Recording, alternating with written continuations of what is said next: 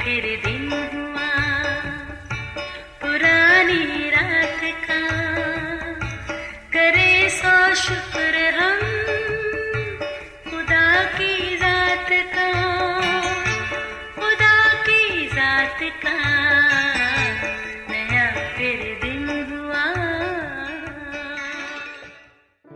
आज की आयत।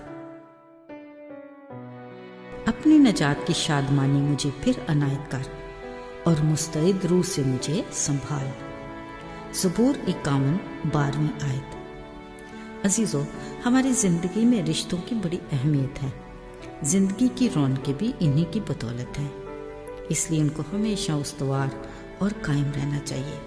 इनमें मजबूती एक दूसरे की कदर और इज़्ज़त करने से ही होती है, मगर बाज़ औक़ात इख्तलाफ राय की बदौलत इनमें दरार पड़ जाती है। ज़ाहिरी बात, मुख्तलिफ दिल और दिमाग, सोच और ख्याल, तबीयत और आदात के बायस कोई ख़राबी हो ही जाती है, तो अचंभे की बात नहीं। हाँ, ख़तरात तब होंगे जब ये तूड़ पकड़ लें और खफगी में शिद्दत आ जाए। ऐसे हालात में अनापरस्ती हमेशा आड़े आ जाती है।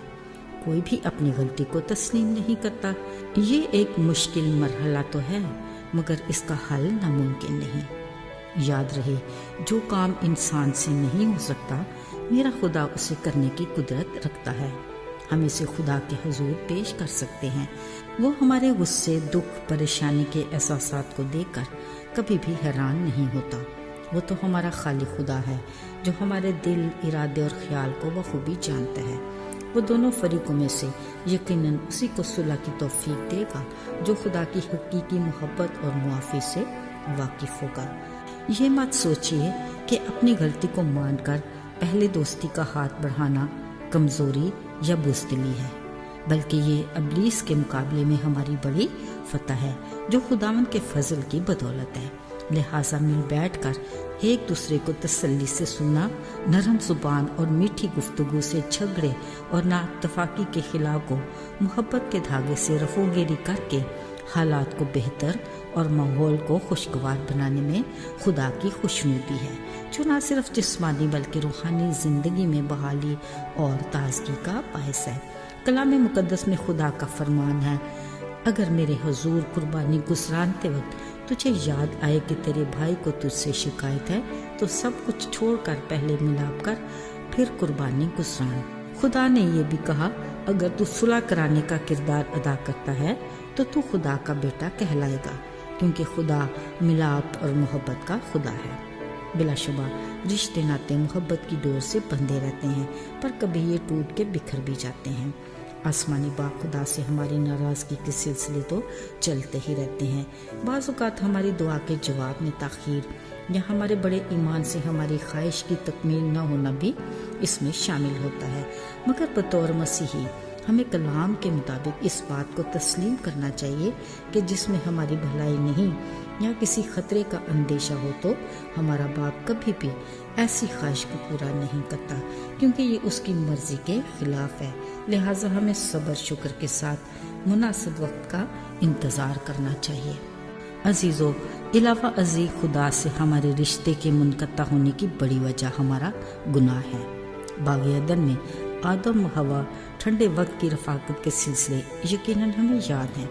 गुनाह के बायस जब बने इंसान से मोहब्बत और रफ़ाक़त का ये सिलसिला टूटा, बिलाशुबा खुदा ऐसी कैफियत को किसी सूरत भी पसंद नहीं करता।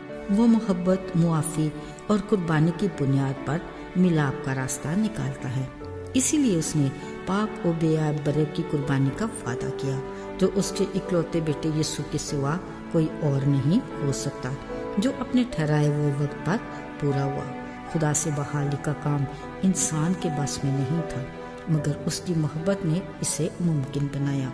अजीज़ों, आज भी बतौर मसीही कई बार खुदा से रफ़ाक़त के सिलसिले गुनाह की वजह से टूटने की नौबत आती रहती है। खुदा पाक है, वो गुनाह से तो नफ़रत करता है, मगर गुनाहगार को प्यार करता है। वो नहीं चाहता कि फ़कत गुनाह की वजह से हम उससे दूर हो जाएं, जिसकी बदौलत उसने अपने इकलौते बेटे की कुर्बानी से भी दरेग ना किया। याद रहे, खुदा से रफ़ाक़त की बहाली अब हमारे अपने इख्तियार में है। اسی قربانی پر ایمان رکھنے کی بدولت ہمیں اپنے گناہ کا اقرار کرنا ہے۔ وہ ہمیں ہر بار معاف کرنے کے لیے تیار ہے۔ یاد رہے، خدا کے کلام کو دن اور رات اپنی نگاہ میں رکھنا بے حد ضروری ہے تاکہ ہم اس پر عمل کر کے اپنی روحانی زندگی میں آگے بڑھیں۔